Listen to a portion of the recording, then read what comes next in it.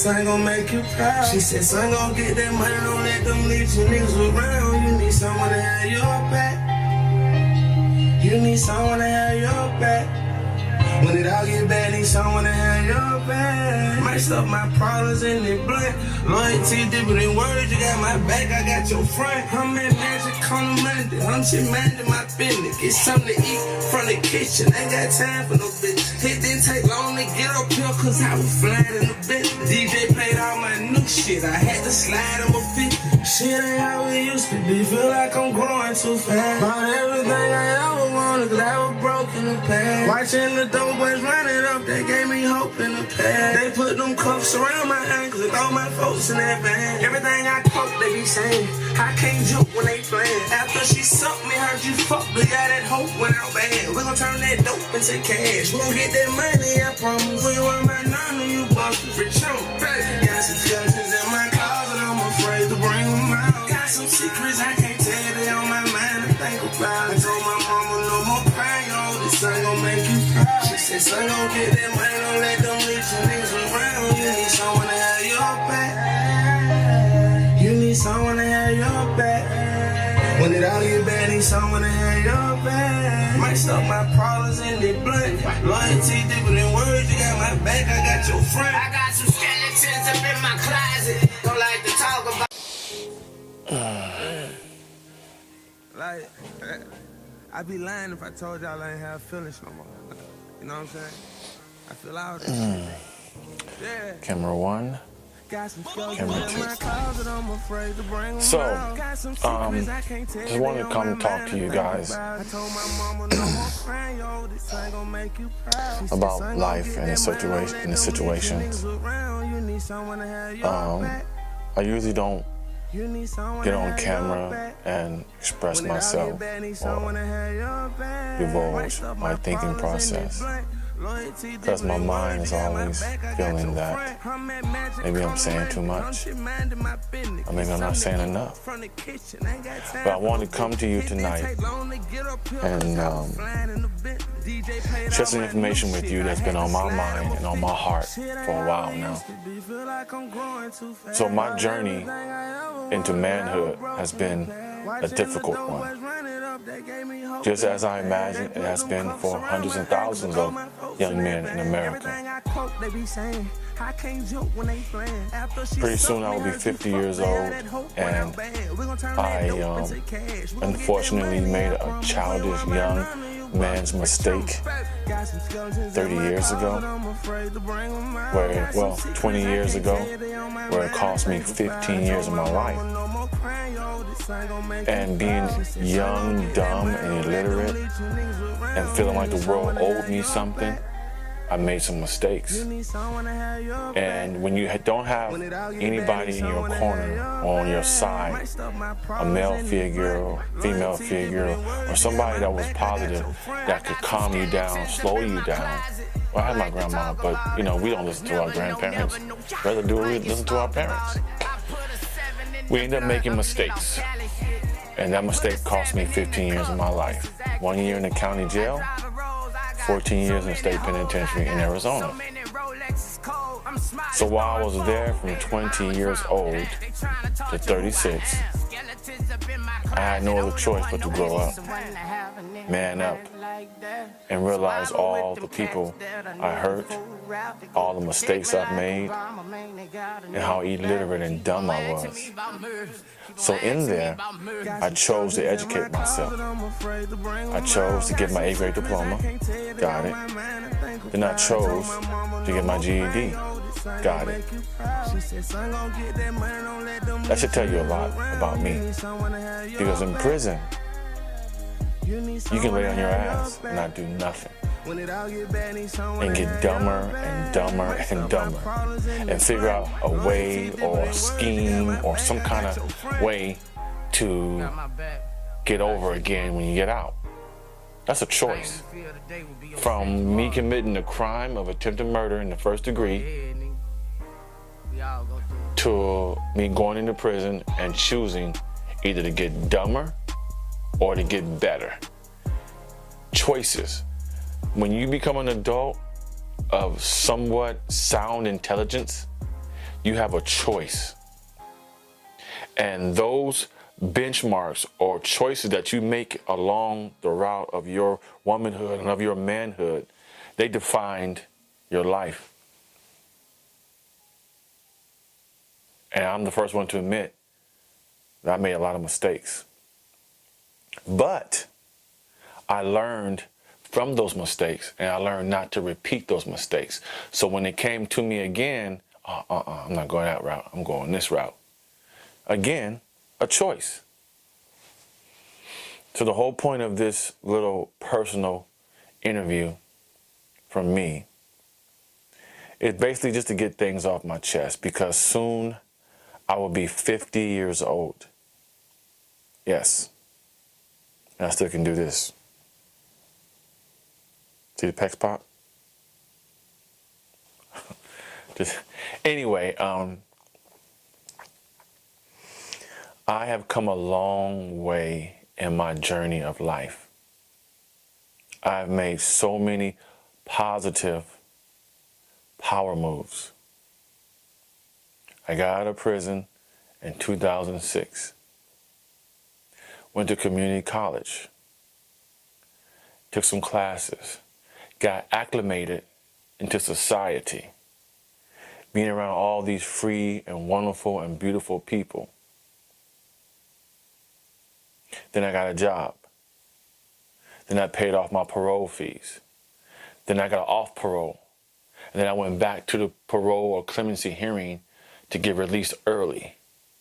And then I filed for my absolute discharge. Got it on the wall. The parole board granted me an absolute discharge. Then I got a better job working for the city that I live in. Now, isn't that odd?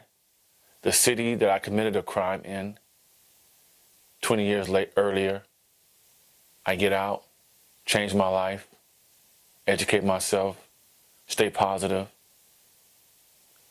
apply for a city job, be honest with them about my crime and my time, my education level, and they hire me.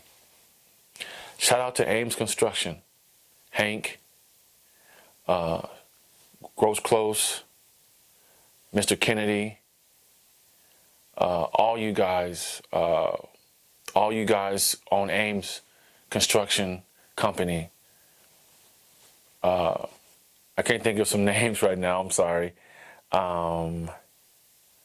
Tanner's father, good guy, I can't think of his. I had shot at tequila before I started this interview, so that's why, forgive me. But Ames Construction, through Hank Chaddock and Dan Kennedy, a lot of other beautiful people in that company gave me a chance to work for them. I didn't know shit. I was just a regular laborer, and all the people in that company, from the high ups to the low up, they worked with me and was patient with me and gave me opportunity. First job I ever had was Conair Corporation, warehouse, shipping and receiving. Jeremy Beard, Michelle Beard, Doug Kennedy, I believe, all the staff there, everybody treated me really good, even though I was walking around with a home arrest monitor on my waist and on my ankle. So these companies, I give them a shout out because they gave me an opportunity. Because it's really difficult when you get out of prison. You're thinking that you have this big old sign on you that says, I'm out of prison, don't hire me, I'm gonna do something bad to you. And it's not true. It's all in your head. So these companies that I shout out to, and I thank you for giving me opportunity to get back into the society and the work field and get acclimated around other people, good people. Because in prison, remember, there's one thing you got to remember in prison. one thing in prison, you are around dirty, rotten pieces of shit 24 hours a day. And you know who they are. Every race, you know who they are. Everybody's trying to get over on everybody. Everybody's trying to live and survive. But in prison, you know every day who you're dealing with and who's who. In the free world, you have no clue. You think that you going to surround yourself and be around positive people who are going to help you and see your ambition and see your drive and your innocence, and you're willing to please people and go the extra mile to show them the stigma of black people being lazy liars is not true.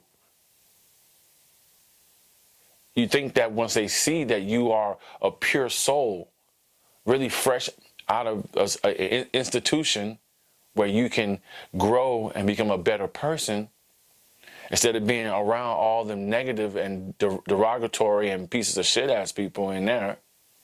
Now, I'm not saying everybody's a piece of shit. I'm just saying like 90%, 85%, okay? They're always trying to figure out the next scheme or the next way to get over on somebody or something, or a female or a family member or the institution, some kind of way. So remember, I was there 15 years. I know. So there's nothing you can tell me. I know. I've seen it firsthand. Long story short. So you think that when you're out here in the free world that you're going to be around good people. But it's just the opposite. The pit of ugliness is so deep, and there's a multitude of hundreds of thousands of people that you may or may not come in contact with on different type of forums, different type of situations, different type of jobs, different types of situations everywhere. You don't know who's who anymore. You can't tell. But in prison, you know who's who and what's what. So when I get out, I'm excited. I'm living with my brother, his girlfriend at the time. They gave me a house, a room, they let me parole there. I wash the dishes, I mop the floors. They gave me a room. I go see my mother in the rest home that she was living in. I got my little food stamps. Then I got my school money. Gave them half of that. Because remember, I come from making 25 cents an hour, which is a lot of money in there. Well, take that back. 40 cents an hour is top pay, from what I remember. So I started in the kitchen, in the prison kitchen, being a porter for 10 cents an hour. Then I went from that raking rocks to a visitation porter, 40 cents an hour. $40 every 2 weeks. A lot of money in prison. A lot of money in prison. I'll repeat. $40 is like $100 out here in there. So when I get out and I'm able to get a job, the money that I'm making is a lot to me. And I'm a real simple, humble man. I don't need much. I don't want fancy cars and jewelry and clothes and shoes and the latest this, the latest that. I don't care about that stuff. I'm a simple, humble, hungry, hard-working man. That's it. Now, of course, who doesn't want pussy? Every man wants pussy. And everyone wants some dick every now and then. So for a minute, I was a pussy hound. Being without it for so long, 4 or 5 different girls a week. Especially when they find out you just got out. They all want that penitentiary hard dick, you hear me? They all want that penitentiary hard dick. Believe that. I'm keeping it 100 with you. I'm not, there's no chaser here. Speaking of chaser, hold on a second. Let me get another drink. Excuse me for a second. I'm done with y'all. I'm done with y'all. The biz I'm in made him wanna be my friend again. I spin the bend again, pump up his adrenaline. People look at me cause y'all. This should do it. I'm not gonna do too much. You guys see what your boy drinking. You see what your boy drinking. You see what your boy drinking. Got a little chaser. You know they call this truth serum, right? Salud. Salud.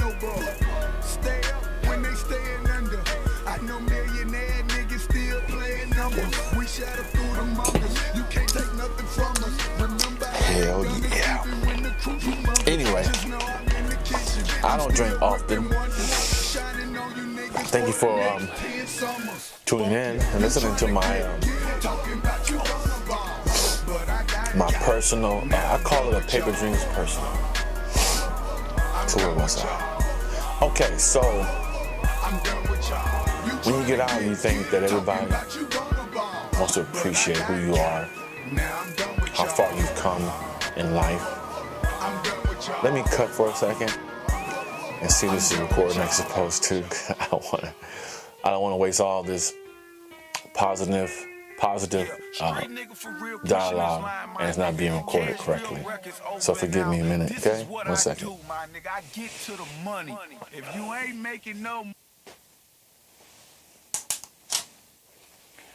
Guess we're back on this one.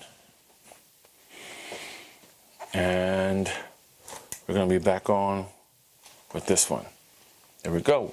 We are back. Live in action. PaperDreams Personal. Getting shit off my chest. Take 3. So, I'm an inventor. I write movie scripts. I write commercials. I see beauty and positiveness in everybody that I meet, walk by, touch, speak to, make eye contact with. That's my flaw. Even though I don't know what kind of person they are or what they've been through or what's going on with them, I see nothing but positive, beautifulness in them, if that's a word.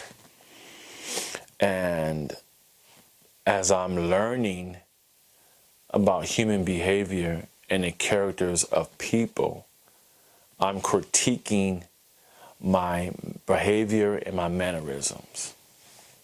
I'm not a bad-looking guy, you know. I've been told that I'm pretty handsome, you know, pretty good-looking, but I don't let that bother me because this is just a shell. It's nothing. I mean, I want you to know who I am, my spirit, my soul, my character, my caliber of a person I am. You know, I've seen a lot of beautiful women who are ugly inside. You feel me? Beautiful. Banging body with lips, hair, eyes, face, but their soul is ugly. And there's a lot of reasons why people are single. Why they can't find nobody. Why they end up growing old and alone.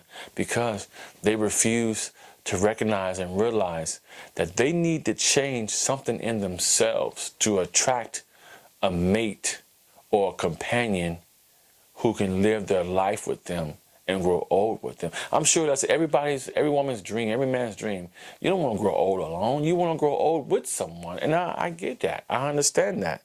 I feel it. And not the tequila. I'm keeping it 100 with you.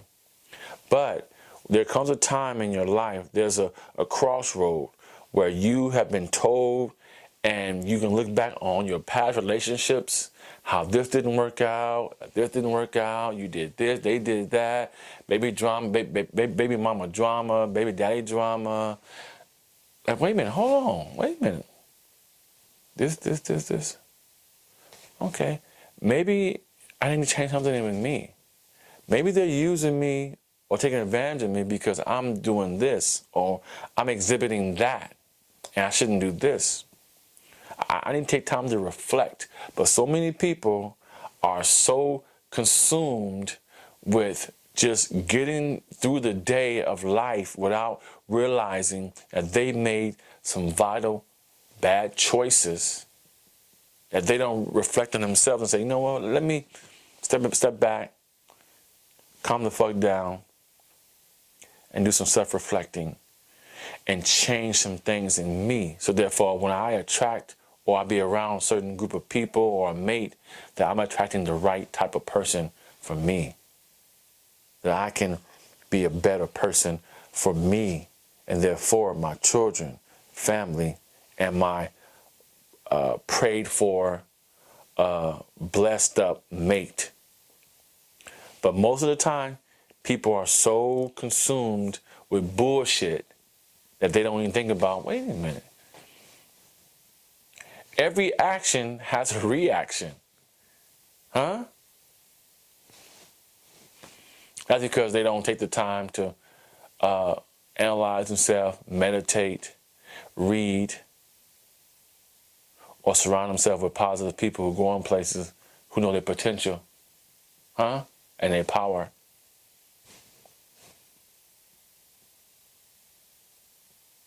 Again, I'm not here to assassinate anybody's character, to look down on you, to put you down. I'm just talking about me.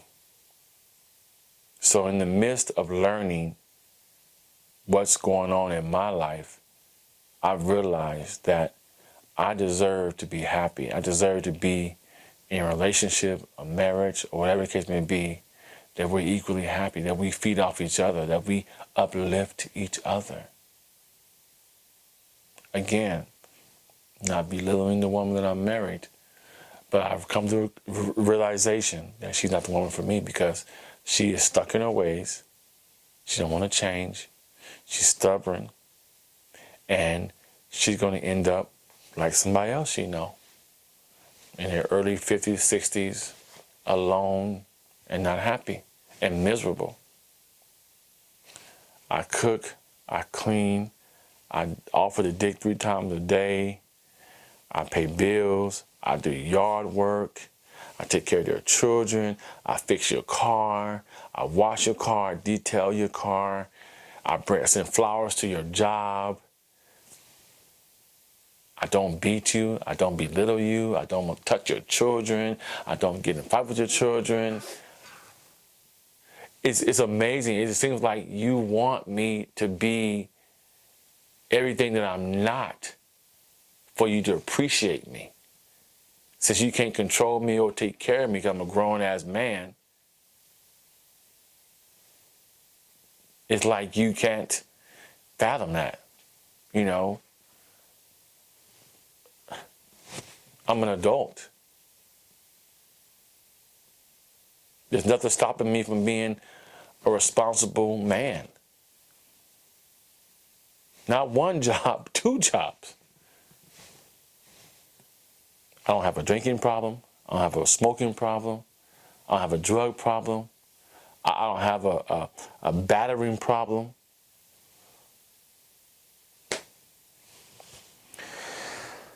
So just wanted to get some stuff off my chest and share it with you. You know, this probably will never be on YouTube. It's something that I want to get off my chest. I have my own production company. I go to work every day. Got a good job.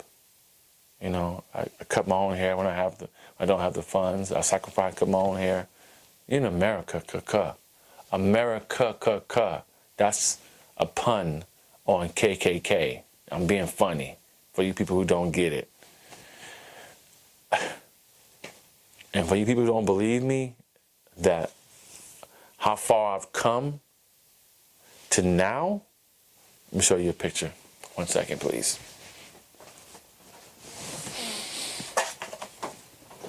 Yeah, this is your boy. What did I say, 93? This is your boy. This is me. Still lost, confused, learning about life. And I have this to always reflect and look at, you know, how far I've come as a man, as a young, lost, illiterate, ghetto, dumbass dude. You know, I was never a gangbanger. I was never, I just had a bad temper, you know, and I was antisocial, illiterate, because I realized once you educate yourself and you open up your horizons and your mind and you stop believing what society and for hundreds of years have been brainwashed us to think that we're no good, lazy, liars, and that we're so full of shit. This is the rumor. We're so full of shit because our eyes are brown. Get the fuck out of here. Only an ignorant person would say some shit like that. Black and brown people are so full of shit. You know why you know? Why? Because their eyes are brown. Or how about this one?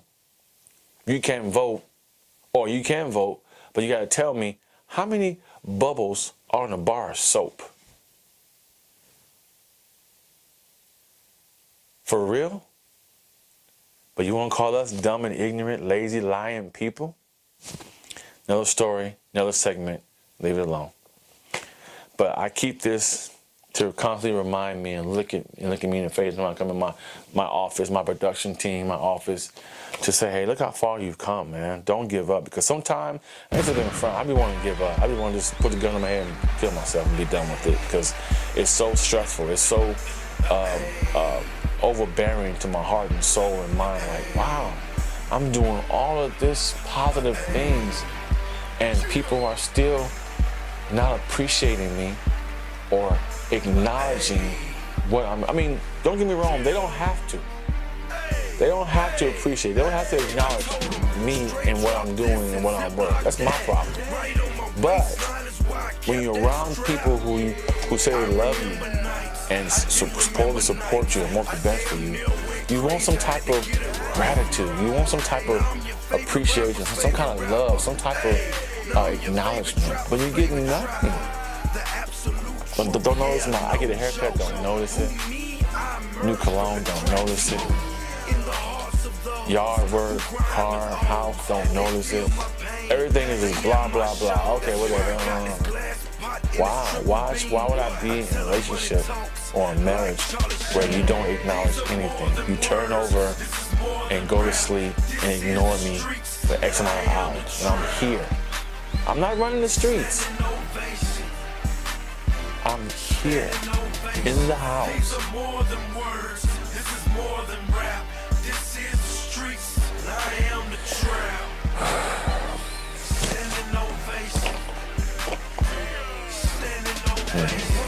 If you ask me, what would I tell this young man, 24 years old?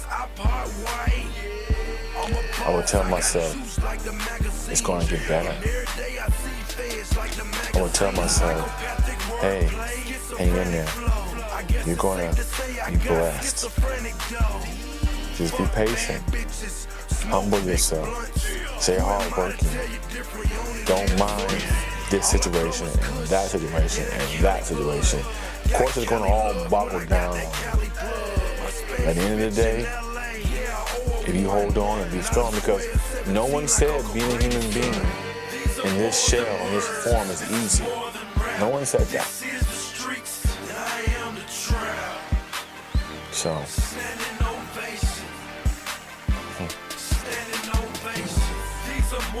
wow.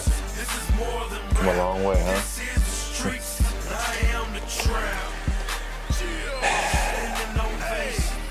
Thank you guys for listening. Appreciate you. God bless you. Be safe. COVID-19. Who knows what's to happen in the upcoming years or months. But thanks for watching the video, listening to me vent. Get things off my check. I have nobody to talk to. It's not that I don't have friends. I do have friends or acquaintances or associates. There's a difference. It's just that sometimes I think that my conversations about various things doesn't concern me. And it's fine. It's fine. You know, I came in this world by myself, and when I die by myself. Peace. PaperDreams Personal. Tequila in the background. A little production office. On 1, on 2 program. I invest my money in my company, and it is what it is. Thank you for listening, for turning in. See you next time. Peace.